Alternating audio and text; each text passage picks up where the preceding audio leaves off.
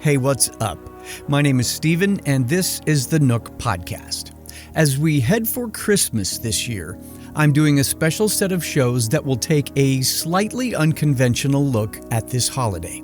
Over these 5 weeks, we're going to open the Bible and talk about things from a handful of different perspectives. I hope that you have some time to pause and reflect on some of the most incredible truths that I think we tend to blow by when we get so busy and so much can feel predictable. May they serve as a reminder as to why God can be trusted and how a long line of events leading up to and beyond the birth of Christ should mean more to us than we can ever imagine. God bless.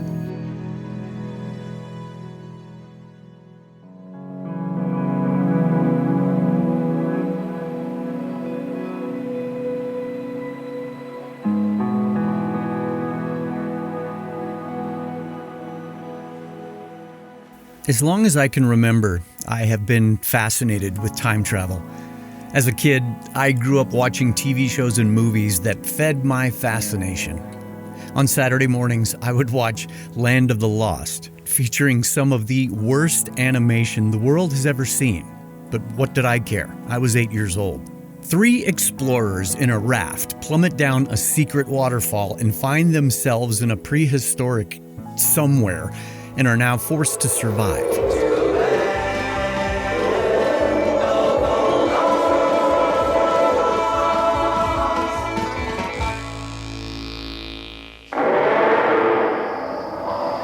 Isn't he cute?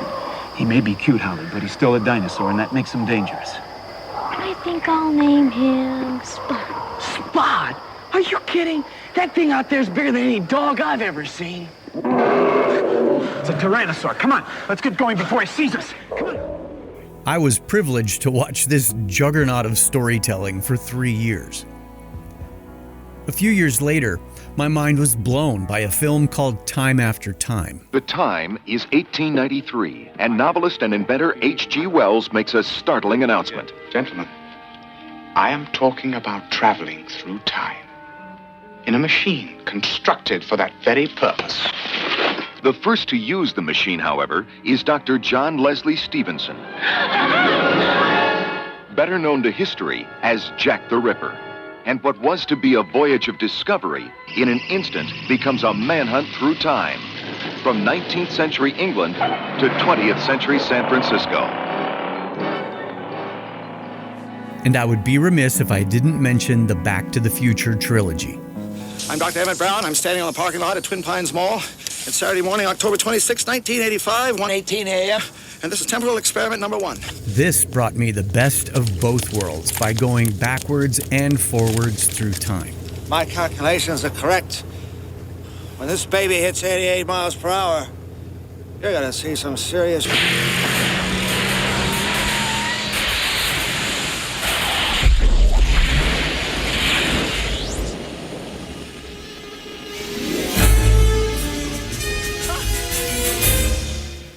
Wait a minute, Doc. Are you telling me that you built a time machine out of a DeLorean? The way I see it, if you're gonna build a time machine into a car, why not do it with some style? I have gone to this much detail in setting up what will be a 5-part series that I am simply calling Prepare.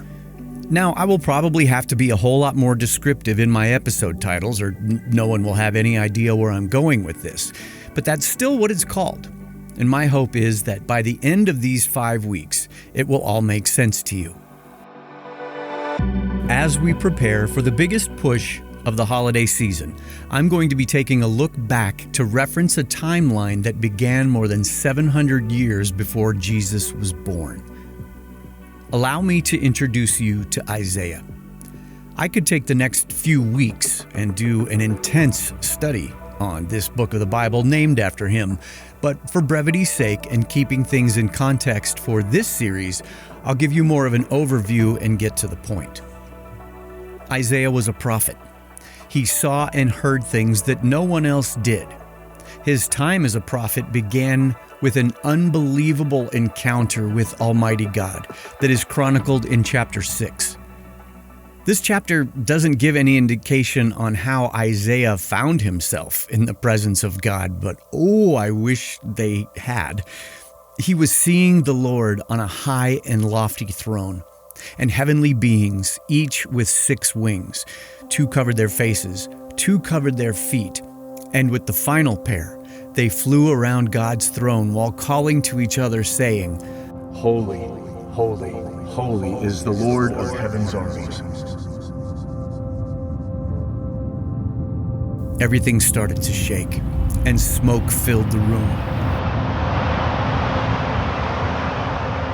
As you might imagine, in this moment, Isaiah is convinced that his life is over.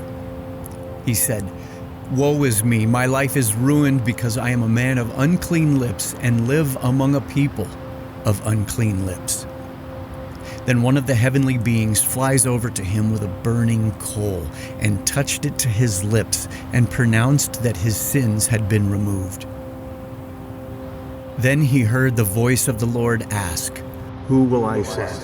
Who will go for us?" And Isaiah answers, "Here am I, send me." God then warns him that most of what he will say to people will never be understood. Can you imagine being given an assignment with such futility?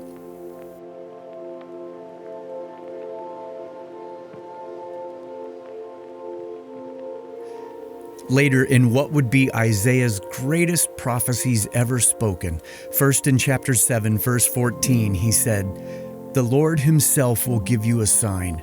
Look, the virgin will conceive a child. She will call him Emmanuel," which means God is with us. And then again in chapter 9, when his words took on even more weight. First in verse 1, where it says, "Nevertheless, that time of darkness and despair will not go on forever." A side note, I get to talk so much more about that next week.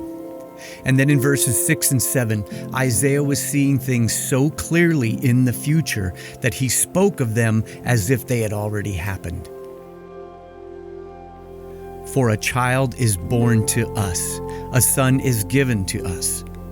The government will rest on his shoulders, and he will be called Wonderful Counselor, Mighty God, Everlasting Father, Prince of Peace. His government and his peace will never end. He will rule with fairness and justice from the throne of his ancestor David for all eternity. The passionate commitment of the Lord of heaven's armies will make this happen."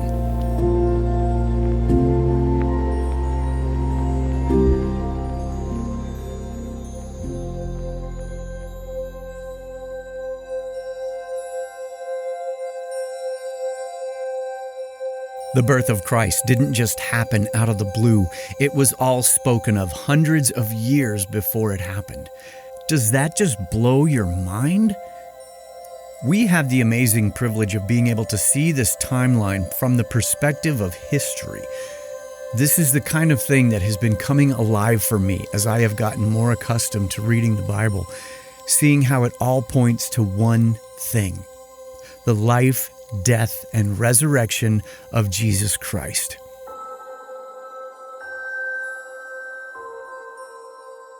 So as we all prepare for our own times of celebration of his birth, I hope that you have some time to reflect on more than just that one aspect of who Jesus is in the right now.